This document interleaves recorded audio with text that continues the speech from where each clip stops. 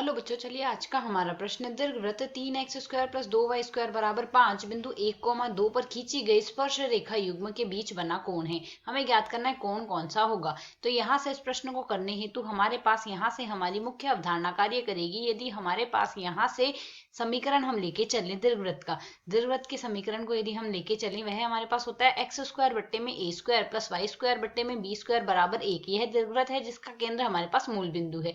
तो इस पर यदि हम स्पर्श रेखा का समीकरण ले, तो इस पर जो स्पर्श रेखा है हमारे पास, उसका समीकरण यहाँ से हमारे पास क्या लिखा जाएगा। y बराबर में आएगा हमारे पास mx प्लस माइनस वर्गमूल आएगा हमारे पास a² m² प्लस में आएगा हमारे पास यहाँ से b²। यह मान हमारे पास यहाँ से आएगा।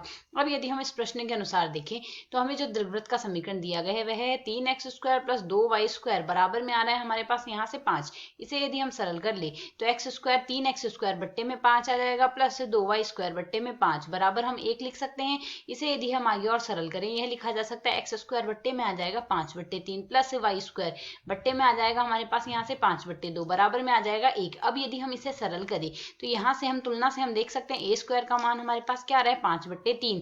ठीक इसी प्रकार b² का मान आ रहा है हमारे पास यहाँ से 5/2। यह मान हमारे पास बन रहा है। तो यदि अब हम इसमें मान प्रतिस्थापित कर दे तो y बराबर हमारे पास यहाँ से क्या लिखा जा सकता है। y बराबर आ जाएगा हमारे पास यहाँ से mx प्लस माइनस वर्गमूल 5/3 a² के स्थान पर रख देंगे m² प्लस b² के स्थान पर 5/2 रख लेंगे। यह मान आ गया।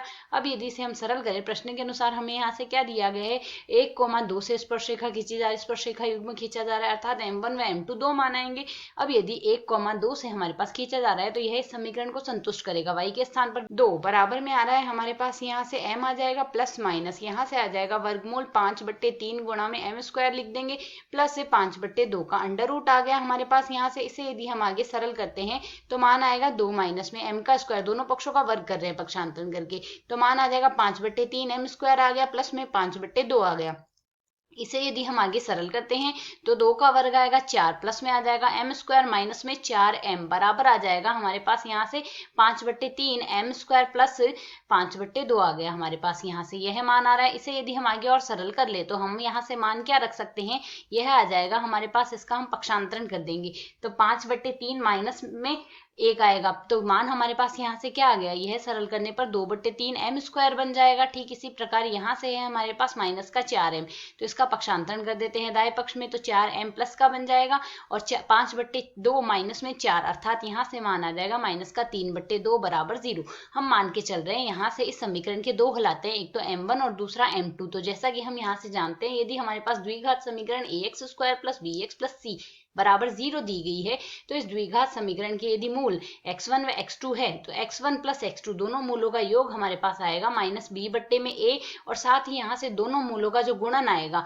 x1 गुणा x2 वह आएगा हमारे पास यहाँ से c बट्टे में a।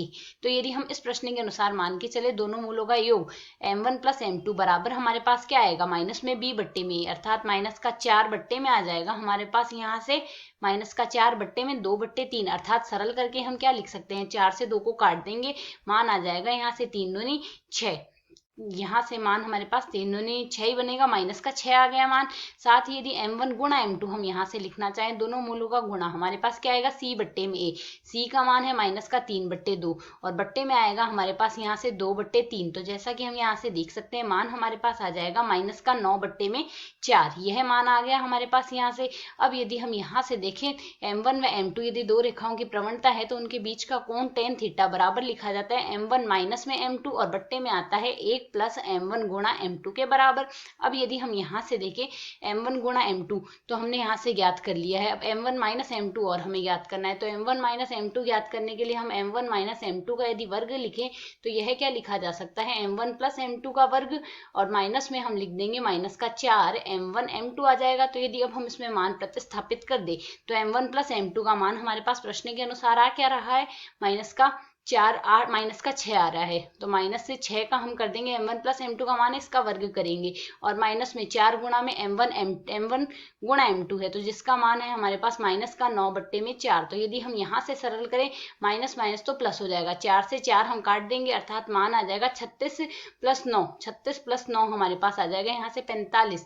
तो यह तो मान आ रहा है m1 माइनस m2 के वर्ग का। हमने ज्ञात करना है m1 माइनस m2 का वर्गमूल हमें मतलब हमें यहाँ से घात 2 नहीं चाहिए, m1 माइनस m2 चाहिए, अर्थात मान आ जाएगा वर्गमूल 45 के बराबर। वर्गमूल 45 को सरल करेंगे तो मान हमारे पास प्लस माइनस वर्गमूल 45 आएगा, जिसे सरल करके हम लिख सकते हैं प्लस माइनस 3 वर्गमूल 5 आ गया। अब यदि मान प्रतिस्थापित कर दे तो टेन थीटा बराबर हमारे पास यहाँ से क्या लिखा जा सकता है, प्लस माइनस 3 वर्गमूल 5 आ गया, और बट्टे में हमारे पास राशि आएगी एक m1 गुणा m2 का मान है माइनस का 9/4, तो माइनस में 9/4। यहाँ से हम इसका मॉड लेंगे तो इसमें भी हम यहाँ से मॉड लगा देते हैं, अर्थात मान सदैव धनात्मक ही लेंगे। इस स्थिति में इसे सरल करेंगे तो टेन थीटा बराबर हमारे पास यहाँ से क्या आएगा, 3 वर्गमूल 5, 4 ऊपर गुणा होके लघुत्तम 4 आएगा, जिसे सरल करके लिख सकते हैं 12 वर्गमूल 5, और बट्टे में आएगा माइनस में 5। जब माइनस माइनस प्लस कर देंगे क्योंकि मॉड ले रहे हैं, इसे यदि हम और सरल करें तो थीटा बराबर टेन इनवर्स आ जाएगा। यहाँ से हमारे पास मान आ जाएगा 12 बट्टे वर्गमूल 5, ये है हमारे पास कोण बन गया। अब यदि हम यहाँ से विकल्पों से तुलना करें